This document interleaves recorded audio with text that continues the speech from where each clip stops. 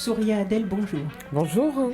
Vous interprétez Marie-Prince, que l'on voit derrière vous. Je le prononce à la française, comme vous. Oui, moi je le prononce à la française, on pourrait dire Marie-Prince, Marie-Prince. D'accord. Donc vous interprétez Marie-Prince à la Manufacture des Abbesses à Paris, à Montmartre. Comment est-elle arrivée là, Marie-Prince? Donc j'ai rencontré Marie-Prince en 2002 lors d'un salon des livres de l'Outre-mer. En me promenant dans les stands, je tombe sur un ouvrage intitulé « La véritable histoire de Marie-Prince ». Donc c'est édité chez Albin Michel et je lis au dos premier témoignage d'une esclave sur ses conditions de vie. Et donc je l'ai acheté parce que je n'avais jamais lu de récit d'esclave et ça m'est tombé des mains. Je dis « Waouh, c'est ça l'esclavage !» Et on ne peut pas imaginer, en fait, enfin, c'était inimaginable. Et j'ai réalisé d'abord que je n'avais pas cette connaissance-là, j'avais lu aucun récit. Et quand j'ai lu ça, j'ai dit, waouh, il faut faire quelque chose avec ça, au théâtre. Bon, à l'époque, moi, je n'avais pas de structure, je n'avais pas les moyens financiers de monter un projet théâtral. Et puis en 2009, je vis dans le 14e arrondissement, il y a eu on a tout le mois de mai, le Théâtre 14 met à disposition le plateau aux associations du quartier. Et donc, comme c'est le mois de mai, c'est le mois des abolitions, j'ai demandé à avoir le plateau le 10 mai pour faire une lecture du texte, du récit. J'ai fait une lecture du récit qui a duré 1h50. Il y a quand même 100 personnes qui sont venues et à la fin, tout le monde m'a dit « Mais Souria, vas-y, fais-le, c'est intéressant, on n'a jamais entendu ça, il faut le faire. » Et donc, de 2009 à aujourd'hui, c'est passé un long temps de travail, de redécoupage, d'adaptation du texte, de recherche de financement. Et je suis arrivée à la Manufacture des Abbesses, non sans mal, parce que ça n'a pas intéressé beaucoup de théâtre, malheureusement. Il y a juste 2 lieux qui m'ont auditionné, c'est les Déchargeurs et la Manufacture. Et j'ai fait mon choix pour des raisons économiques et des raisons aussi d'espace, de conditions de travail. Je trouvais que la Manufacture me correspondait mieux. Voilà. D'accord. Est-ce que ce texte a eu un impact lorsqu'il a été édité en Angleterre, je crois, la première fois? Eh bien, on peut penser, parce qu'il est édité en 1831, et l'esclavage est aboli dans les colonies britanniques en 1833, donc 2 ans après. C'est un texte fondateur, il faut bien savoir, je dis toujours, c'est le premier témoignage qu'on a d'une femme. C'est pas rien, quoi, en fait. Et c'est une démarche consciente. Lorsqu'elle a raconté son histoire et que quelqu'un l'a pris en note, elle souhaitait vraiment faire connaître cette réalité. Exactement. En Angleterre à des gens qui étaient très loin de ces îles turques et des autres, et des conditions de l'esclavage. C'est elle qui demande à ce que M. Pringle, chez qui elle vit, chez qui elle fait le ménage, elle est domestique, mais payée, là, pour le coup, rémunérée, c'est elle qui demande à ce qu'on écrive son histoire parce qu'elle veut que les braves gens en Angleterre, connaissent l'histoire des esclaves dans ces îles-là. Et quel lien avez-vous, vous, aujourd'hui, avec cette Marie-Prince, après ce travail et un bon nombre de représentations lors desquelles vous portez sa voix? Quel lien avez-vous avec elle aujourd'hui? J'ai un lien hyper fort. Je vous avoue que je rêve de Marie-Prince, elle me parle. C'est presque mystique par moments. C'est mystique surtout quand je n'ai plus envie de jouer le spectacle ou quand je suis fatiguée parce que c'est pas si simple que ça. C'est une parole qui est lourde. La mise en scène est pas évidente pour un comédien de rester dans une forme assez austère. Je suis toute seule en scène.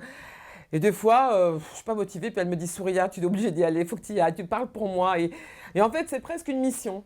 La première période, j'étais hyper engagée, parce que je fais tout, je fais la production, donc j'ai même pas à me préparer. Moi, je mets toutes mes billes, tout mon argent dans ce projet. Et puis sur cette deuxième période, qui est un peu plus, on va dire, plus tranquille, je pensais que je pourrais trouver le plaisir de l'actrice. Et pas du tout, ça ne marche pas. On ne peut pas avoir de plaisir à jouer un personnage comme ça. On peut juste être engagé et avoir la conscience qu'il faut que cette histoire soit entendue. Donc c'est ma motivation quand je mets le pied sur la scène, c'est je veux que vous entendiez cette histoire et je prête ma voix à Marie-Prince. Voilà, je lui prête ma voix et voilà. Et vous, au niveau justement de l'interprétation, en fait, vous avez choisi une interprétation très sobre. Oui, parce qu'en plus, c'était pas tellement utile d'en mettre des tonnes parce qu'en fait, ça devient insupportable. Il faut que ce soit écoutable. Et je pense que la forme qu'on a choisie est la meilleure. On peut rester 1 heure à écouter cette parole. Si je commence à crier, à me jeter par terre ou on me donne des coups de fouet, au bout d'un moment, ça devient... c'est de la mascarade, quoi. C'est pas intéressant. Il faut faire très attention avec des paroles comme ça qui sont des vraies paroles. C'est pas mon histoire, c'est son histoire. Donc si c'était mon histoire, je ferais ce que je veux avec. Mais c'est son histoire, il faut la respecter. Elle est comme dans un écrin. C'est qu'un petit diamant. Pour moi, c'est un diamant. C'est une histoire dure, mais c'est une belle histoire parce qu'aujourd'hui, cette histoire, on l'entend en 2014. Elle l'a écrite en 1831 et moi, je suis là, Souria Adel, et je redonne cette parole-là. Donc, c'est une histoire qu'il faut envelopper, il faut être délicat avec. Je reste fidèle à ce qu'elle dit et je pense que si quelqu'un le fait au cinéma, il fera autre chose. Mais là, on est au plus proche de ce qu'a dit Marie. J'ai dû enlever des choses. Parce que là, on est à 1 heure, hein. 1h50, c'était trop long, donc je n'ai fait qu'enlever des choses. C'est beaucoup plus lourd, beaucoup plus riche, mais 1 heure, c'est bien. Et ce qui frappe, comme chaque fois qu'on se trouve vraiment en face de l'esclavage, c'était évidemment la monstruosité de l'être humain. Donc ces maîtres qui étaient un puissant fond de violence, de cruauté, les coups, le fouet et les autres instruments de torture. On parle toujours du fouet, mais il y en a d'autres. Il y a tout un arsenal, hein, voilà. Entre la rigoise, la cravache, il y a beaucoup de choses. Hein. Et on voit bien, malheureusement, que si les bourreaux étaient majoritairement blancs, aujourd'hui, de l'Irak au Congo, il y a toujours des êtres humains pour infliger des traitements absolument monstrueux, d'une sauvagerie inqualifiable. Pensez-vous que transmettre, faire connaître, comme vous le faites, peut contribuer à prévenir ? Ah ben moi, je pense que de toutes les façons, si au fond de moi, si l'esclavage avait été reconnu crime contre l'humanité bien en 1848, par exemple, peut-être que d'autres génocides n'auraient pas eu lieu de la même façon qu'ils ont eu lieu. Hein. Je veux dire, même la Shoah. On commence le crime contre l'humanité avec la Shoah. Et en 2001, on reconnaît l'esclavage comme crime contre l'humanité. On est complètement à l'envers, en fait.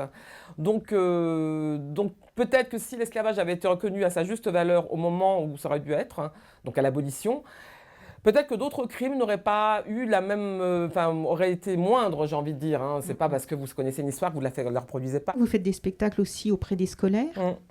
Et comment ça se passe ? Leur donner des éléments, des outils pédagogiques, en fait. Ça aide les professeurs d'histoire. Il y a très peu de choses sur la traite négrière. Ils n'ont pas d'éléments. Ils ont des chiffres. Et les chiffres, ça veut pas dire grand-chose, en fait. 4 siècles, 20 millions de déportés. Tout ça, c'est très abstrait. Donc, on a besoin d'avoir des visages, de la chair. C'est de l'humain. Donc, c'est important. Et moi, quand je fais des scolaires, déjà, je veux pas qu'il y ait des enfants de moins de 12 ans qui viennent. Je trouve que le texte, il est trop difficile pour des plus jeunes.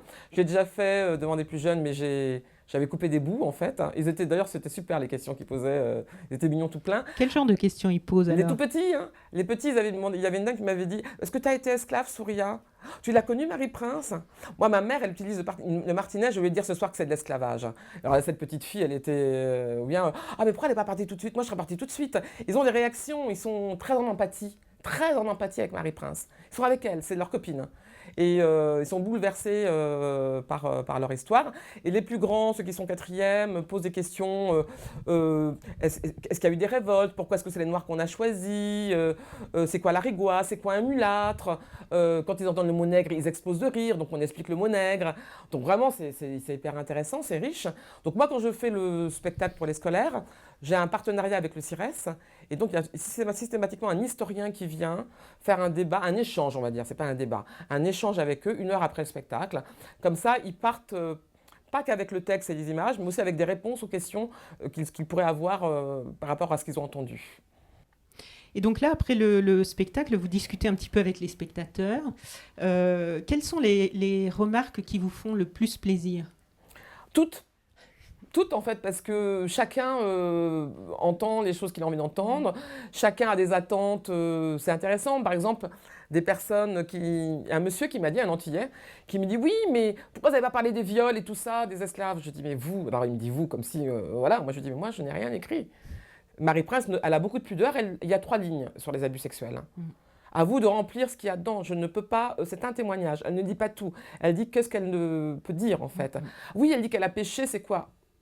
Qu'est-ce qu'elle a péché ? L'avortement, peut-être ? L'infanticide ? Peut-être qu'elle a eu des amants. Donc les gens ont des questions, mais elle ne dit pas tout. Donc je vais avec eux, on cherche.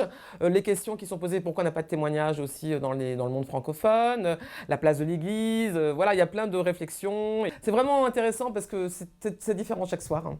Qu'est-ce que vous aimeriez dans l'idéal maintenant pour ce spectacle ? C'est jusqu'au 20 décembre, donc au moment où on fait cette interview, il y a encore 4 semaines, c'est ça ? J'aimerais que ce soit complet tous les soirs, qu'il y ait du monde, parce que voilà, c'est important qu'il y ait du monde pour entendre la parole, pour en reparler, hein. Et puis qu'il y ait plus de scolaires. Là, on a une représentation le 2 décembre avec Éric Ménard, qui est un historien qui a écrit un ouvrage qui s'appelle « Être esclave », hein, avec Catherine Kokri-Vidrovitch. Et il y aura la présidente du comité contre l'esclavage moderne, qui sera là aussi, Sylvie Audy. C'est important de faire le lien aussi de cette histoire avec ce qui se passe aujourd'hui. Aujourd'hui, il y a 35 millions d'esclaves dans le monde répertoriés, on va dire, entre guillemets, en tant qu'esclaves. Hein. C'est énorme. Hein. Et il faut penser à eux, quoi, en fait. Marie Prince, quand on écoute son récit quand elle est à Londres, On est vraiment tout près de ce qui se passe pour plein de personnes dans l'esclavage moderne, en fait, qui sont peut-être dans quelques quartiers de Paris, dans des maisons d'ambassadeurs ou de consuls, et qui travaillent 15 heures par jour sans passeport. Ça existe aujourd'hui encore, ça. Si dans quelques années, vous passez à d'autres projets et que ce projet est un souvenir, qu'est-ce que vous en garderez quand même comme bon souvenir? Moi, en tout cas, moi, je suis très fière de le faire, hein. Et je vous assure, à chaque fois que je sors de scène, je me dis « Waouh, je suis libre !» Moi, je suis libre. Quand on sort avec les enfants, on crie dans la rue, on fait des photos, on dit « Vive Marie-Prince, vive la liberté !» C'est une parole de liberté. Elle dit « La liberté est si douce », c'est une parole pour la liberté. Parce qu'en fin de compte, on a beau se plaindre, on se plaint beaucoup, on est en France, en tout cas en France, moi je suis française, et on est dans une démocratie, on peut parler. Donc on a vraiment tout dans les mains pour pouvoir faire changer le monde, faire bouger le monde. C'est juste une question de volonté. Donc voilà, vraiment, c'est ça qu'il faut entendre, c'est qu'on n'est pas pieds et mains liés, on peut vraiment bouger. Après, on est fainéant, après, on n'est pas toujours dans les bonnes conditions, après, on a des conditionnements, mais rien à voir avec ce que vit Marie, quoi, en fait. Et ça, c'est important. Donc moi, je trouve de la force. Et là, il y a beaucoup de résilience, donc je suis assez fière de monter ce projet, et je pense que ça me donnera la force pour monter d'autres projets que j'ai déjà en tête. Super, à bientôt donc. À bientôt. Merci.